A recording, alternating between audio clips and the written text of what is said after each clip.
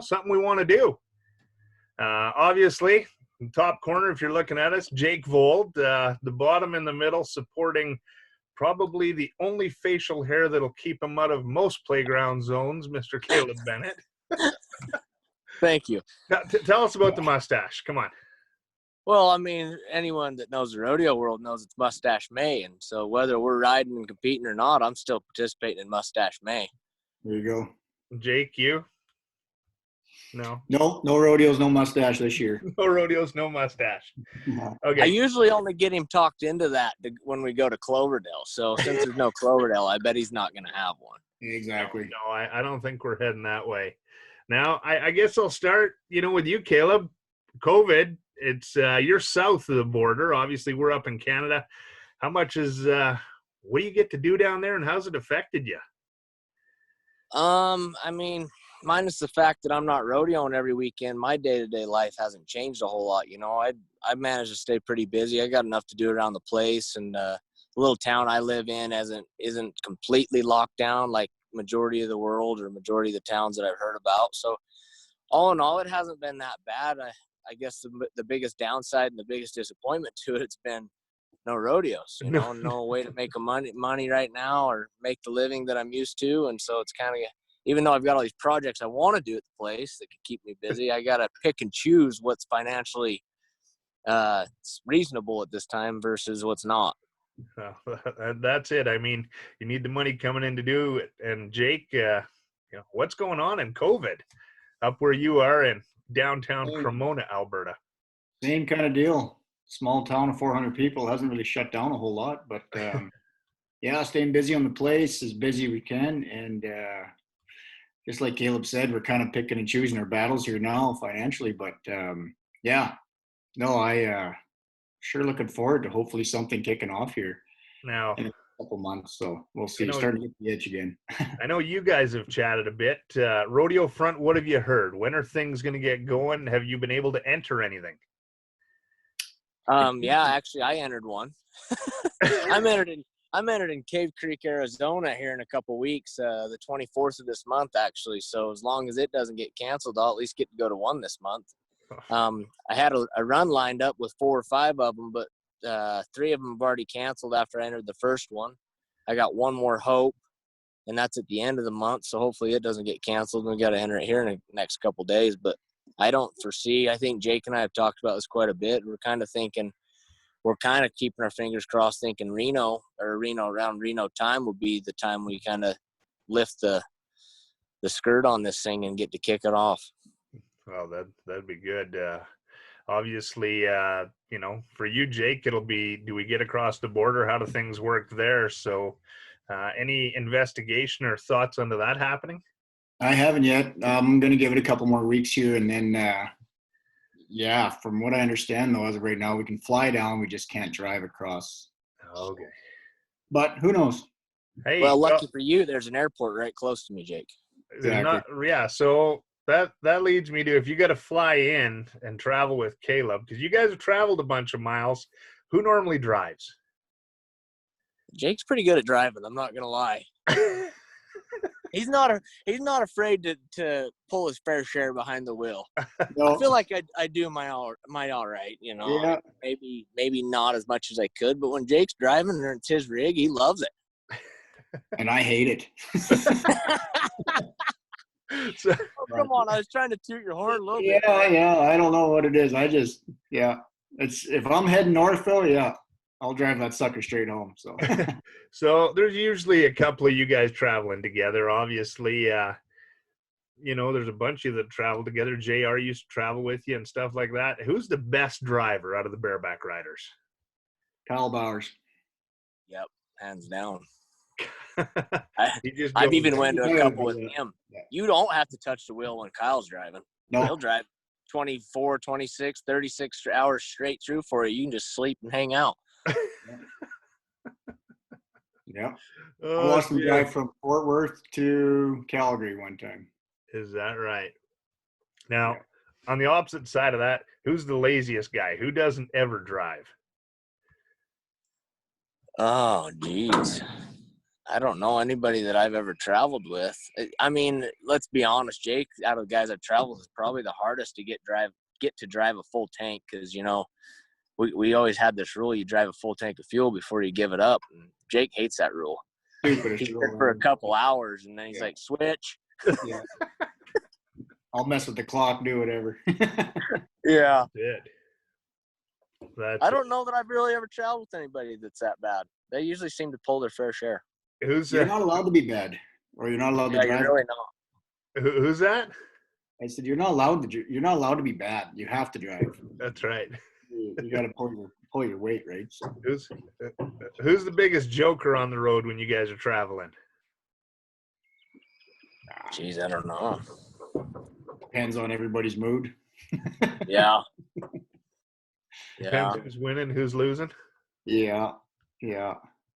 Drawing. I don't know. If Jake and I are going down the road, we're winning. Yeah. Usually. Yeah. You know, that's something I'm going to touch on, because a couple people Facebook messaged me today and they said, you know, how do these guys go about figuring out where they're going to enter and which rodeos they're going to go to? You know, obviously you guys have a schedule and a lot of the bigger rodeos, but, you know, we see the rodeo counts change. You know, Jake, what's your theory on entering? My theory is pretty simple. It's enter the big ones and get on the good ones. It's no secret. Yeah. that smile says something, Caleb. I can't wait. Yeah, well, that's his theory. And, you know, you won't believe how many times I've entered a rodeo and I'll draw something and he's the first person I call. Jake, should I go get on this horse? There's a lot of money added. And immediately, I mean, the first words you'll know in an instant, it's either, well, yeah, that's a no-brainer, or no, stay home. How many times have I told you? Save your money, save your body. What we do is not, you know, easy on the body by any means, and it beats the crap out of you if you go and get on them ones that aren't worth it. Yeah. Well, I've heard him say that more than once. You know, I'll call him up and say, hey, where are you going this weekend? I didn't draw well. Just going to stay home. Yeah. Usually go to a couple, but yeah. You know, I'm surprised he just doesn't have that on his voice recording now. Yeah, staying home. We are staying home. So here's another question I got from someone is they talked about 3 horses, all Canadian horses, and your guys' kind of thoughts on the 3 of them. 2 of them are Northcott Moxa horses and Stevie Nicks and Spilled Perfume, and the other one is the big gray Virgil. Which one is the best? You know, just an opinion or what you like or dislike about them. Depends where you're at. It does. Depends on where you're at. And I think it's at a big, you know, 4-man type event when you're head-to-head with amongst the best of the best and the best of the best in that 4-man. I think your 2 horses that are very comparable that could be won on by anyone who has them is Stevie Nicks and Virgil. Yeah. So it's kind of hard to almost separate them two. They're 2 different sizes of horse, 2 different bucking styles, but both of them are incredible animal athletes, and it's hard to kind of separate those 2 because at any given day you can be all of 90 plus on them. Yeah. I agree. We've between Caleb and I, we've been on all 3 of those horses a lot, and yeah, you go to a 4-man deal, Virgil, it's kind of a no-brainer.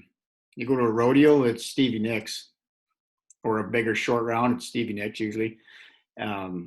Spilled's a good eliminator pen draw.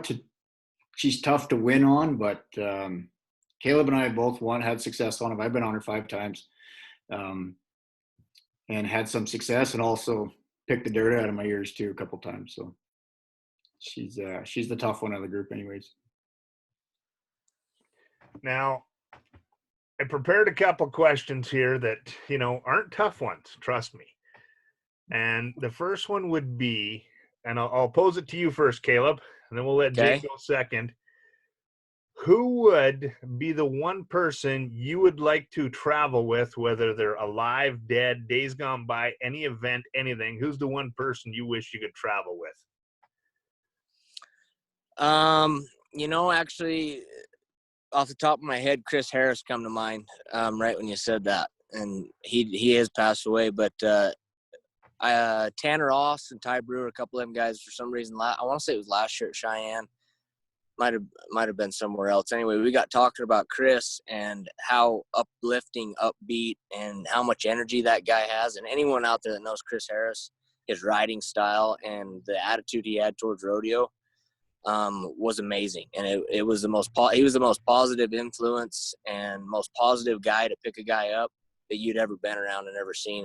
And Ty and Tanner actually got to go with him a little bit, and they told me the stories and some of the things that he would do or say to bring you up and keep you going down the road. And actually Tanner played a voicemail that he has saved on his phone from Chris Harris calling him and kind of pumping him up before a rodeo. And I couldn't remember it word for word, and I'd screw it up if I tried, but it was it would send chills down your spine and get you ready to spur anything. So that would be my pick. Spur that check. Yeah. That's what it was. Yeah. Yeah, it was. You heard it. Yeah. What about you, Jake? I don't know. There's so many good guys and stuff. I actually did get to travel with a couple guys that come to mind. I was a rookie, and actually in the novice up here in Canada. Alan Dossick and Rodney Ruxton from New Zealand, and probably the most fun I've ever had in my life, rodeoing wise, I guess, was with those two guys. And so I guess outside of them, I don't know. Traveled with most guys from Canada, I guess, my whole life. But Caleb actually had a pretty good point there with Chris. Chris was a very uplifting human being. And, he had his wild times, and I've been around him in his wild times. And he could motivate. Oh, God, it was something else. Yeah. He's one of a kind. All right. Now, one other question. This is kind of I don't know how you'd put it. What would be your favorite rodeo moment from your career to date? Or your favorite ride on a certain horse? I don't know. I probably got a couple. Well, yeah. Hey, Facebook Live is free. Yeah. I don't know. I'd probably have to go back to a few. Actually, I could throw 3 of them out, 4 of them maybe, that really stand out to me. 3 of them were on the horses we just talked about.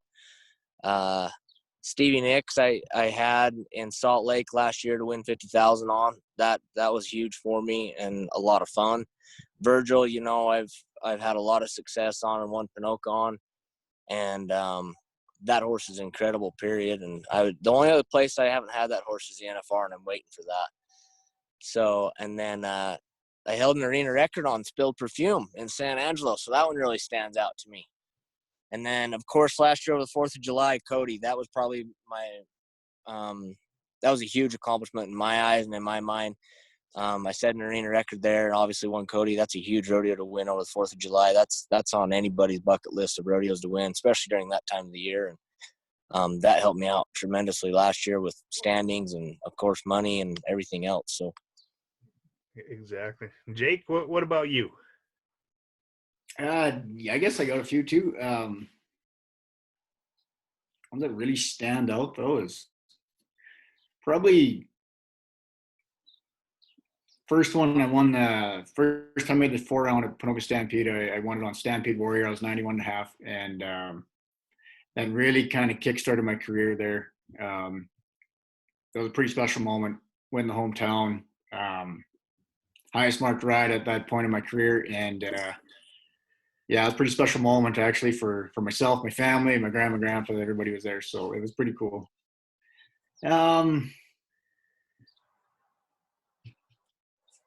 Virgil, the CFR, setting the new arena record. I'll be honest with you, he kind of made me dizzy there for a while after, so I didn't remember a lot of it, but yeah, it was that was good. I owed him one there, and that was the 3rd time I've had him in that round, and first time I was 89 on him, and I hit him low one jump, and it probably cost me doing it then. Second time I slapped him, So the third time was kind of redemption day, and definitely made it happen. So it was good. Yeah, I don't know. I guess one ride that always comes back to me is Strathmore in 2014. Mucho de Nero had only been around for a couple or maybe a year, I guess, and I was 90 on him in that short round the first time they had the short round, and that was just one of the probably best spur rides I've ever made in my life. And it was like I had lightning bolts my feet that day. It was just greatest feeling I ever had, and that's still when there wasn't a whole lot of 90s being thrown out all the time, so it felt really good. And yeah, that's one that definitely stands out for. That's awesome. Well, it's exciting watching you two guys, and I'm gonna look at it from this way. I can imagine, I've seen down at Calgary or up at the CFR where you guys get to actually sit in a change room and have some fun, or outside when, I remember you guys all standing around Caleb's old white van with the fancy wood furnishings inside and chatting away. Who's kind of the one guy that, if you will, is always throwing the jabs out and kind of getting under everyone's nerves? Was there one guy that did that, or? I can't think of anybody else. I feel like we all dish it out pretty well. Yeah. But amongst us, if you're around any of us that can dish it out, you better be willing to take it or be able to take it, or you're not going to last very long amongst the rest of us. You're going to get pretty mad and sour pretty quick, wouldn't you say, Jake? Yeah, you got to be able to take it, that's for sure. But you better be able to dish it out too. So it's now on we'll switch gears just a little bit here, and let's talk a little bit about you guys getting back into rodeo for this year and the support systems you have. I talked to Jake, and we've chatted Caleb, and it's one of those things. You guys are keeping yourself in shape, whether it's doing work around your places, going to the gym, training a little bit, but it's the other support system you have. And this is an opportunity I'd like to take where you guys get to talk about your sponsors and thank them and things like that. Why don't we start with you, Jake? Yeah, sponsors are a huge deal in rodeo these days, and the cost of everything.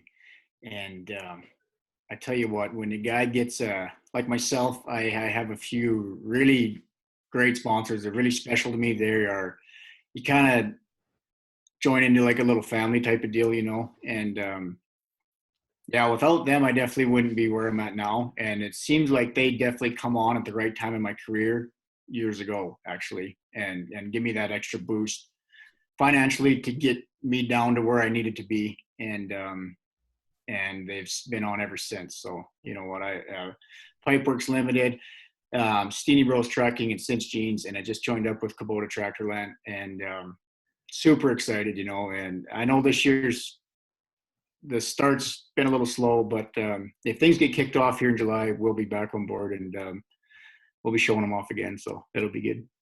Awesome. And Caleb, how about you? You've had some great supporters over the years, and some groups that have been with you for quite a while. Yeah, I have. Silver Lining Herbs and of course Arid have been with me for probably the longest, and they're probably my two biggest ones and best ones for sure. And they've shown me huge support for a long time, and I just picked up another one at the start of this year, even when I was down and out with my surgery and wasn't sure when I was going to be back. I Hempire, so they're a CBD company. It's awesome. But no, they've all done wonders for me, like Jake said, whether it be financially, physically, with some of the products and stuff I get from Silver Lining and Hempire, and it keeps me clothed and going down the road. And, there's always the support from family and friends too that throw in the mix, and that's all huge, and that adds up quickly, especially in times like this when you want to get down. You turn to people like that. Well, for sure. Now, before we finish up here, I got to ask this question because I've heard a number of people ask this question on different things, and for you guys, it's more of let's pretend neither one of you guys are married right now. And okay. We're not going to go down that path. Look at that. The whitest teeth in rodeo right there. Yeah, No, it's not going to get like that, Caleb.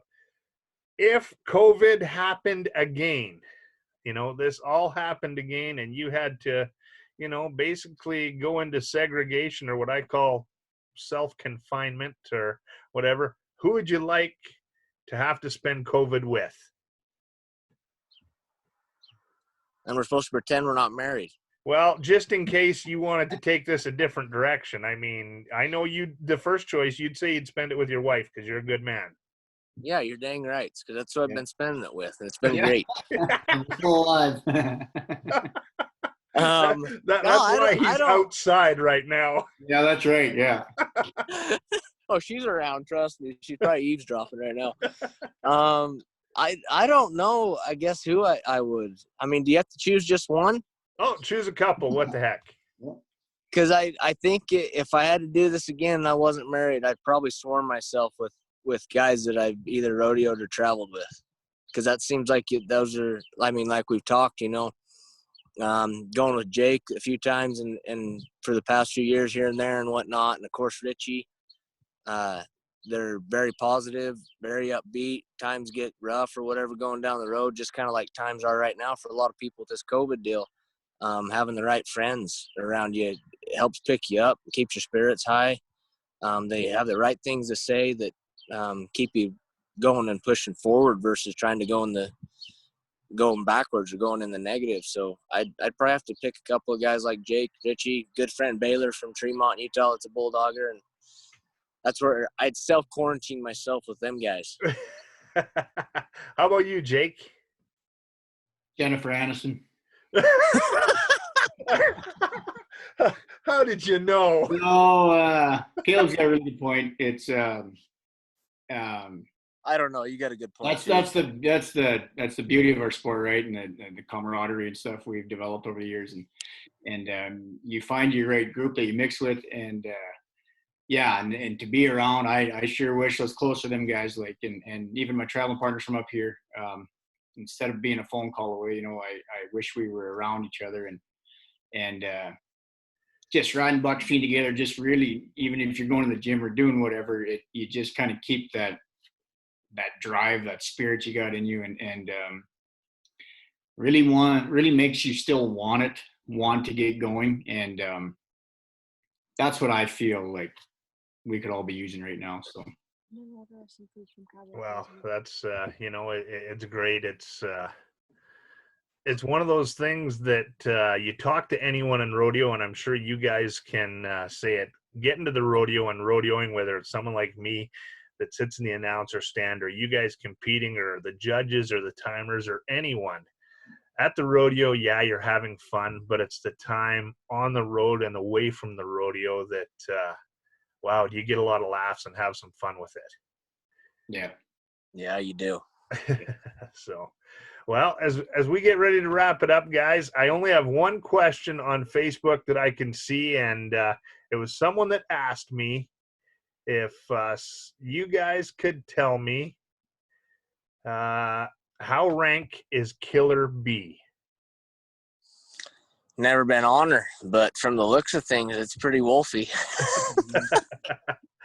I've watched her throw down some of the toughest bareback riders in the world, Austin Foss being one of them. Casey Field got her rode, but she took the fight to him at the end of that deal and put him out for a while. So I'd have to say she's got to be pretty rank. Yeah, she's little, pretty strong looking. Never been there myself either, but she's tested the best of the best, that's for sure. So, well, that's good. Well, as we wrap it up, guys, I want to thank you for doing this. It's our first kind of video chat podcast. A bunch of fun and great to see you guys. And hopefully, like you said, Caleb, you're heading to Cave Creek there in a couple of weeks. And if we can get Jake across the line, I'm sure we'll see a few more guys. And it'll be great to have rodeo back in the infield. Absolutely. Looking forward to it. Awesome, guys. Take care, and we'll catch up soon. Sounds good. Thank you. All right. Bye-bye. Yeah.